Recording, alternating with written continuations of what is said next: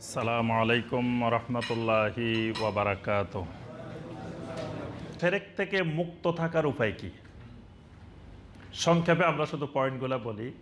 ১ নম্বরে শিরক থেকে বাঁচতে হলে আল্লাহর বিষয়ে ধারণা পরিষ্কার থাকতে হবে, অর্থাৎ আল্লাহর তাওহীদ ভালো করে বুঝতে হবে।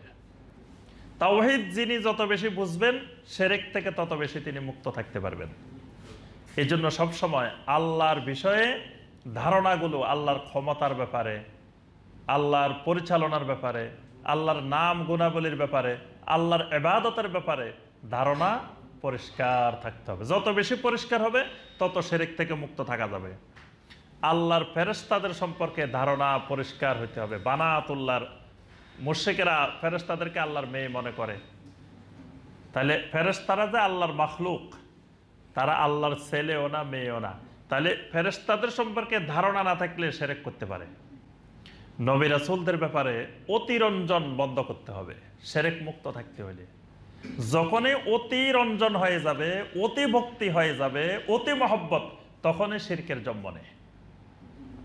এই জন্য নবী সাল্লাল্লাহু আলাইহি ওয়াসাল্লাম বলছেন, লা তুতরুনি কামা আতরাতিন নাসারা ইবনে মারিয়াম ফাকুলু আব্দুল্লাহি ওয়া রাসূলুহু। নবী সাল্লাল্লাহু আলাইহি ওয়াসাল্লাম বলেন, নাসারারা, খ্রিস্টানেরা ঈসা ইবনে মারিয়ামের ব্যাপারে যেভাবে সীমা লঙ্ঘন করেছে, অতিরঞ্জন করেছে, খবরদার তোমরা আমার ব্যাপারে অতিরঞ্জন করিও না। তোমরা আমাকে বলবা আব্দুল্লাহি ওয়া রাসূলুহু, আমি একজন আল্লাহর গোলাম এবং আল্লাহর রাসূল। তাহলে নবী সাল্লাল্লাহু আলাইহি ওয়াসাল্লামের মহব্বতের ব্যাপারে অতিরঞ্জন করলে তখন হয়ে যায় শিরক। নবী সাল্লাল্লাহু আলাইহি ওয়াসাল্লামকে ভালোবাসা ঈমানের অঙ্গ, এটা ঈমানের গুরুত্বপূর্ণ একটা বিষয়। কিন্তু ভালোবাসতে গিয়ে যদি অতিরঞ্জন করা হয়, যে নবী সাল্লাল্লাহু আলাইহি ওয়াসাল্লামকে মহব্বত করতে করতে আল্লাহর পর্যায়ে নিয়ে যাওয়া হয়, তখন এটা শিরকে রূপান্তর হয়। আমাদের সমাজেই আছে, আমাদের দেশেই আছে, দেখবে যে অনেক গানও বানানো আছে যে আহমাদ আর আহাদের মধ্যে কোনো পার্থক্য নাই। কিসের পার্থক্য? খালি একটা মিমের পার্থক্য। মিমটা তুলে দিলে আহমদ আর আহাদ এক হয়ে যায়। নাউজুবিল্লাহ। এই ধারণা এই দেশের যত বাউল, যত এই জাতীয় লোকজন আছে, এদের অধিকাংশই এই আকীদায় বিশ্বাসী। বলে যে আল্লাহ এবং রাসূল এক, যে রাসূল সাল্লাল্লাহু আলাইহি ওয়াসাল্লাম মূলত আল্লাহ, আল্লাহই রাসূল। তা আল্লাহ রাসূলের চেহারায়, রাসূলের আকৃতিতে জমিনে প্রকাশ পাইছে। এজন্য আল্লাহর নাম হলো আহাদ আর রাসূলের নাম হলো কি? আহমাদ। তা আহমাদের মাঝখান থেকে মিমটা তুলে দিলে আহাদ হয়ে যায়। এই যে আহমাদের আহাদ বানাইছে কেন? ওই নবী সাল্লাল্লাহু আলাইহি ওয়াসাল্লামকে ভালোবাসতে গিয়ে, মহব্বত করতে গিয়ে অতিরঞ্জন করে ফেলছে। অতিরঞ্জনের কারণে শিরকে পৌঁছে গেছে।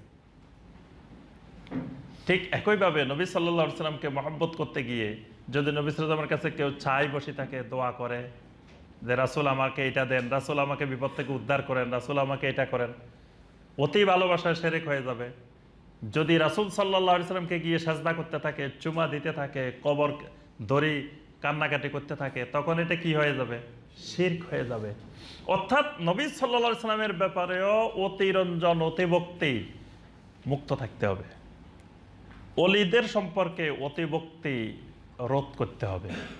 যে আল্লাহর ওলি যারা, যারা নেককার বান্দা, সলেহীন বান্দা, তারা দিনদার মানুষ, আলহামদুলিল্লাহ ইবাদত করে আল্লাহকে, আল্লাহর মুকাররাবিন হয়েছেন, আল্লাহর বন্ধু হয়েছেন। আমিও ওইভাবে আল্লাহর ইবাদত করে আল্লাহর বন্ধু হব, কিন্তু আমি তো তার কাছ থেকে তার গোলাম হতে পারি না। আমি গোলাম আল্লাহর, উনিও আল্লাহর গোলাম। তো উনি আল্লাহর গোলামিটা সঠিকভাবে করার কারণে উনি আল্লাহর ওলি হয়েছেন। আমিও আল্লাহর গোলামিটা ওইভাবে করব, তাহলে তো আমি আল্লাহর ওলি হতে পারবো। কিন্তু আমি কেন ওনাকে সাজদা করব, ওনাকে চুমা দিব, ওনার কাছে দোয়া করব, ওনার জন্য মান্নত করব, ওনাকে ডাকবো? এগুলা হলো শিরক। এজন্য ওলিদের ব্যাপারে ধারণা পরিষ্কার থাকতে হবে। আরেকটা হলো ওলি মানে মানুষ মনে করে যে অলৌকিকত্ব, যার যত বেশি অস্বাভাবিক কর্মকাণ্ড প্রকাশ পাবে তিনি তত বেশি আল্লাহর ওলি। এটা মিথ্যা ধারণা। এই জন্য নবী সাল্লাল্লাহু আলাইহি ওয়াসাল্লামের জন্মের ব্যাপারে দেখবেন যে অসংখ্য মিথ্যা কথা বাংলাদেশে প্রচলিত আছে। যে কয় নবী সাল্লাল্লাহু আলাইহি ওয়াসাল্লাম জন্মের সময় মায়ের কোনো প্রসব ব্যথা হয় নাই।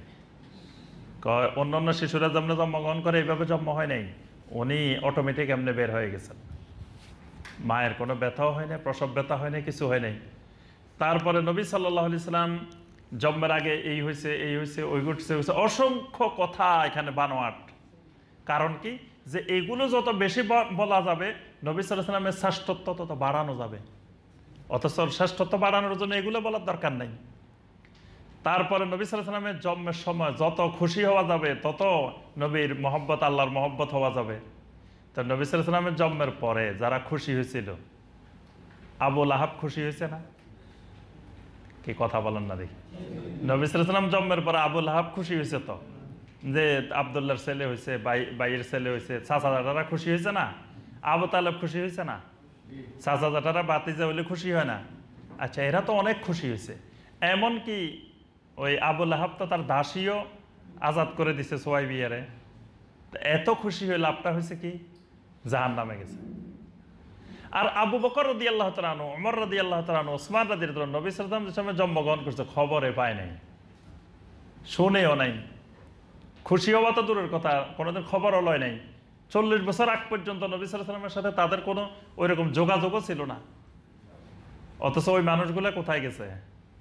জান্নাতে গেছে। তাহলে নবী সাল্লাল্লাহু আলাইহি ওয়াসাল্লামের জন্মগ্রহণের সময় বা জন্মগ্রহণের দিনে খুশি করা, কেক কাটা, নাউজুবিল্লাহ, এই বছর দেখছি কেকও কাটছে, কেকও কাটতেছে। আপনারা দেখছেন কিনা জানি না, কেক কাটছে, বড় কেক বানায়, কেক কাটতেছে, নবী সাল্লাল্লাহু আলাইহি ওয়াসাল্লামের জন্মের খুশি বার্থডে পালন করতেছে। তো এই যে বার্থডে পালন করা, খুশি হওয়া, এটা নবী সাল্লাল্লাহু আলাইহি ওয়াসাল্লামের মহব্বতের বহিঃপ্রকাশ না। বহিঃপ্রকাশ হলো নবী সাল্লাল্লাহু আলাইহি ওয়াসাল্লামের সুন্নতের ইত্তেবা করা, সুন্নতের অনুসরণ করা। যারা নবী সাল্লাল্লাহু আলাইহি ওয়াসাল্লামের সুন্নতের অনুসরণ করছে তারা জান্নাত পাইছে। আর যারা খালি বাতিজা হয়েছে, খুশি হয়ে বসে রয়েছে, তারা জান্নাত পায় নাই। তারা নবী সাল্লাল্লাহু আলাইহি ওয়াসাল্লামের সুন্নত পালন করে নাই, ঈমান আনে নাই। আবু লাহাব, আবু জাহেল, তারপরে আবু তালেব, এরা সবাই খুশি হয়েছিল, কিন্তু খুশি হয়ে কোনো লাভ হয় নাই। এই জন্য নবী সাল্লাল্লাহু আলাইহি ওয়াসাল্লামের জন্মে খুশি হয়ে আমি যদি শিরক করি, তো যত খুশি হয়ে জান্নাত পাওয়া কোনোদিন সম্ভব হবে না। অলির ব্যাপারে খেয়াল রাখতে হবে যে অস্বাভাবিক কাজকর্ম দেখানোর নাম অলি না। আমাদের সমাজে দেখবেন যে এই হুজুরের এত কারামত, খালি কারামত। ওই একজন ওখানে পাসপোর্ট হারাই ফেলছে সৌদি আরবে, চোখ বন্ধ করছে, বাংলাদেশে চলে আসছে। একজন অমুক জায়গায় বিপদে পড়ছে, আমাদের হুজুরে এই করছে, চলে আসছে। ওই নদী ভাঙ্গি সব নিয়ে যেতেছে, হুজুরে একটা সিটি দিয়ে দিছে, সব ভর্তি হয়ে আবার ভরাট হয়ে গেছে। এইগুলো হলো আমাদের বাংলাদেশের কারামত। এইগুলো যদি কারামত হয়, তো দাজ্জালের চেয়ে বড় কারামতওয়ালা পৃথিবীতে আর কেউ নেই। কারণ দাজ্জালের নির্দেশে মেঘের থেকে বৃষ্টি হইব, দাজ্জাল নির্দেশ দিলে বৃষ্টি হওয়া শুরু হইব। দাজ্জাল এমন এমন অস্বাভাবিক কর্মকাণ্ড করবো যেটা পৃথিবীতে কোনো অলিরা পারে নাই।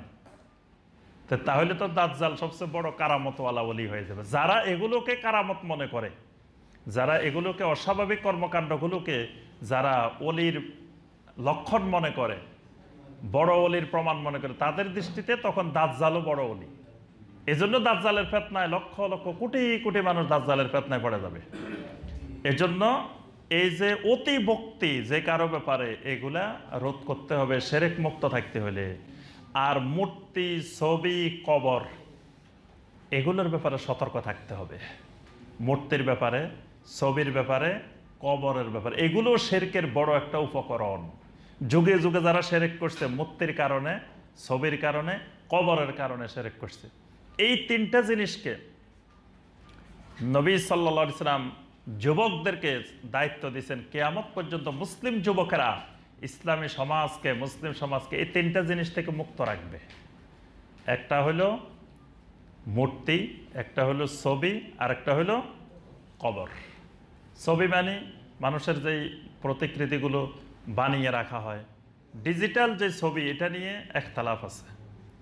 এটাকে ওলামায়ে কেরাম জায়েজ বলছেন, আবার মানে প্রয়োজনের খাতিরে, অপ্রয়োজনে না, বিনা প্রয়োজনে এটাও জায়েজ নেই। তবে দাওয়াতের উদ্দেশ্যে এটাকে ওলামায়ে কেরাম জায়েজ বলছেন। অর্থাৎ ক্ষেত্র বিশেষে এটা জায়েজ, ক্ষেত্র বিশেষে আমভাবে না জায়েজ।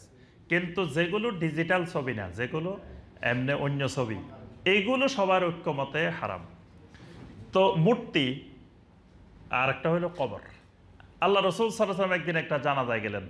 জানাজায় গিয়ে বললেন, তোমাদের মধ্যে কে আছে যাকে আমি একটা দায়িত্ব দিব, মদিনাতে গিয়ে যত মূর্তি আছে সব ভেঙে দিয়ে আসবে, যত ছবি আছে সব নামায় দিয়ে আসবে, যত কবর উঁচু কবর আছে সবগুলোকে সমান করে দিয়ে আসবে। তো একজন খুশি হয়ে দাঁড়ায় গেছে। তো নবী সাল্লাল্লাহু আলাইহি ওয়াসাল্লাম বললেন, যাও, তোমাকে দায়িত্ব দেওয়া হয়নি। সে যখন এগুলো ভাঙতে গেছে, এগুলো বন্ধ করতে গেছে, তখন মদিনার লোকেরা দিছে দৌড়ানি, মিয়া আমার বাপ দাদা আল্লাহর ওলির কবর, তুমি এসে কবরে হাত দিছ, আল্লাহর ওলির কবরে হাত দিছ। তারপরে কেউ কয়, হ্যাঁ এটা আমার অমুকের ছবি, এটা কয় হ্যাঁ আমাদের অমুকের মূর্তি। এই বাধা পেয়ে উনি ভয়ে চলে আসছেন। আল্লাহ রসুল সাল্লাল্লাহু আলাইহি ওয়াসাল্লাম বলছেন, তোমাদের মধ্যে কে আছো? তখন আলী রাদিয়াল্লাহু তাআলা আনহু উঠে দাঁড়াইলেন। আল্লাহ রসুল সাল্লাল্লাহু আলাইহি ওয়াসাল্লাম আলী রাদিয়াল্লাহু তাআলা আনহুকে দায়িত্ব দিলেন। তিনি এই দায়িত্ব পালন করে আবার নবী সাল্লাল্লাহু আলাইহি ওয়াসাল্লামের কাছে ফিরে আসলেন। এসে বললেন, ইয়া রাসূলুল্লাহ সাল্লাল্লাহু আলাইহি ওয়াসাল্লাম, আজকে মদিনার পুরো সীমানার মধ্যে একটা মূর্তি আমি রাখি নাই, একটা ছবি রাখি নাই, একটা উঁচু কবর রাখি নাই। আল্লাহ রসুল সাল্লাল্লাহু আলাইহি ওয়াসাল্লাম বলেন, তোমাকে মৃত্যু পর্যন্ত এই দায়িত্ব দেওয়া হলো, মদিনাকে শিরক মুক্ত রাখবে। আর কোন উম্মত কিয়ামত পর্যন্ত, আমার কোন উম্মত যদি আবার এটাকে পুনরায় করে, পুনরায় আবার জীবিত করে এই শিরককে, তাহলে ফাকাদ কাফারা বিমা উনজিলা আলা মুহাম্মাদিন সাল্লাল্লাহু আলাইহি ওয়াসাল্লাম, সে কুফরি করল, সে কাফের হয়ে যাবে। আলী রাদিয়াল্লাহু তাআলা আনহু সারা জীবন এই দায়িত্ব পালন করছেন। এরপরে তিনি শেষ বয়সে গিয়ে তার পুলিশ বাহিনীর প্রধান আবুল হাইয়াজ আল আসাদ তাকে ডেকে বললেন যে, আমাকে আল্লাহ রাসূল সাল্লাল্লাহু আলাইহি ওয়াসাল্লাম একটা দায়িত্ব দিয়েছেন, এই দায়িত্বটা আজকে থেকে তোমাকে আমি দিলাম, কারণ আমি এখন খেলাফতের দায়িত্বে আছি, আমি তো সবসময় এগুলো খেয়াল রাখতে পারবো না, কিন্তু তুমি যেহেতু প্রশাসনে পুলিশ বাহিনীর প্রধান, তুমি পুরা ইসলামী খেলাফতের অধীনে যত দূর আছে এটার মধ্যে খেয়াল রাখবা যেন এই জিনিসগুলো আবার দুনিয়াতে মুসলিমদের মধ্যে পুনরায় মাথা ছাড়া দিয়ে উঠতে না পারে। তাহলে শিরক মুক্ত থাকতে হলে এগুলার ব্যাপারে খুব সতর্ক থাকতে হবে। কবরের কাছে আমরা যাব জিয়ারতের জন্য, কবর জিয়ারতের জন্য, কবরবাসীর জন্য দোয়া করার জন্য, কিন্তু কবর থেকে কোনো বরকত পাওয়া, কবরবাসীর কাছে কিছু চাওয়া, কবরের উদ্দেশ্যে মান্নত, কবরের উদ্দেশ্যে কিছু নেওয়া, এগুলো যদি কবরের উদ্দেশ্যে যাওয়া হয় এটা শিরক হয়ে যাবে। তখন কবর থেকে দূরে থাকতে হবে।